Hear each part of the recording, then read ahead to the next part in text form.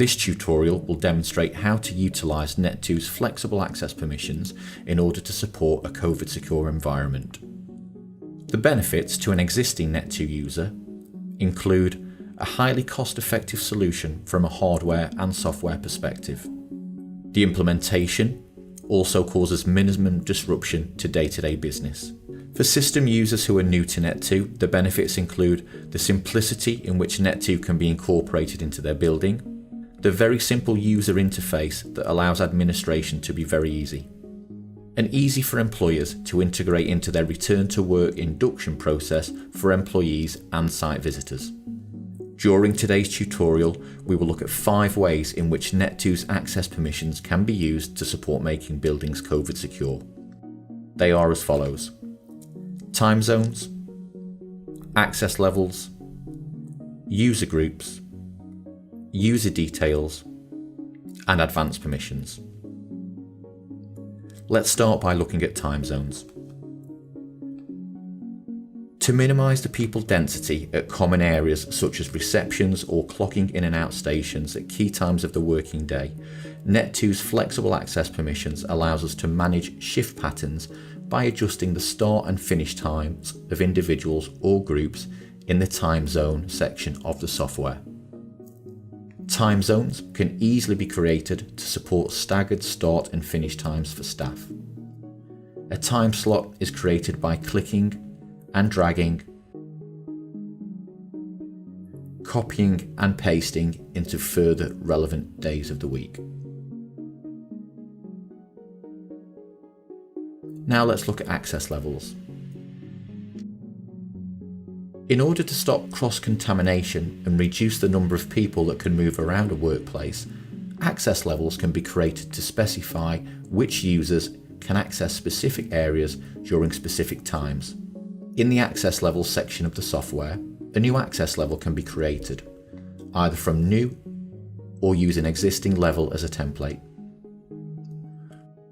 For each reader, we set the time zone that a user with this access level will be permitted through, that access point, facilitating the creation of one-way systems in buildings to aid social distancing and enforcing different entrance and exit points for different staff.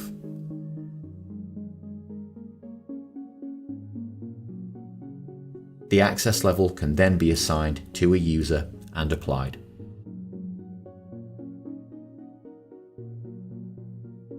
Looking at user groups.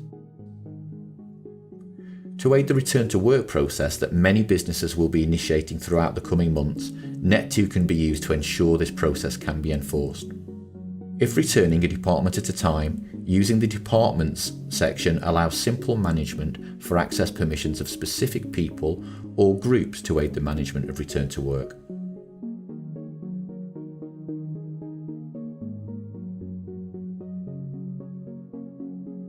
By right-clicking on the department in the Tree View menu, you're able to set up the properties of all users within and apply an access level for the group, such as the date their credential is valid from. Users can be dragged and dropped between departments in the Tree View.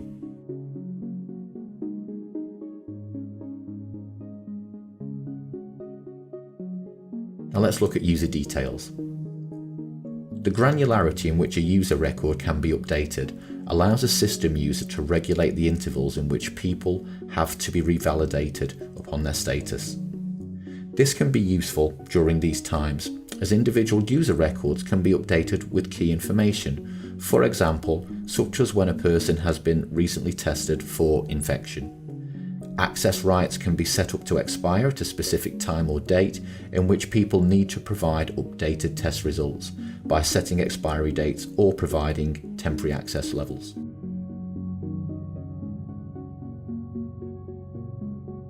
It's also possible to manage user permissions on an individual basis. By doing so, we provide access to the specified readers in the time period we desire.